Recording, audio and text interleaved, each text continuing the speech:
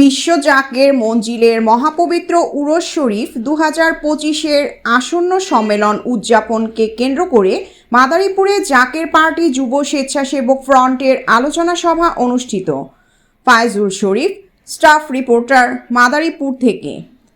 মাদারীপুরে Zaker party যুব স্বেচ্ছাসেবক ফ্রন্টের আয়োজনে সাবেক সভাপতি মোহাম্মদ হাবিবুর রহমান মামুনের সভাপতিত্বে 27/1/2025 তারিখ সোমবার রাতে শহরের ডেলিসিয়াস হোটেলে অনুষ্ঠিত হলো এক মিশন দাওয়াতি আলোচনা সভা।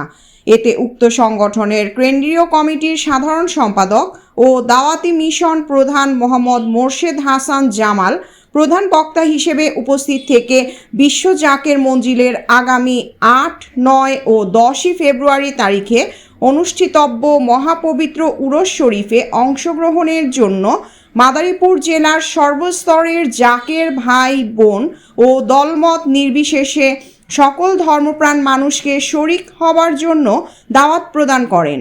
অত্র দাওয়াতি আলোচনা সভাটির সার্বিক সহযোগিতায় ছিলেন কাতার প্রবাসী জাকের মোহাম্মদ আজিজুল হক।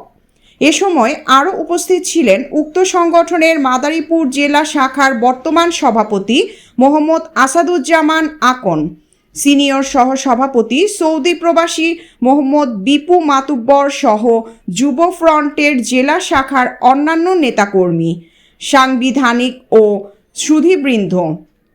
অনুষ্ঠান থেকে প্রধান অতিথি আসন্ন মহাপবিত্র উরস শরীফ অনুষ্ঠানকে সাফল্যমণ্ডিত করার জন্য সবাইকে আন্তরিকভাবে একসাথে কাজ করার আহ্বান করেন।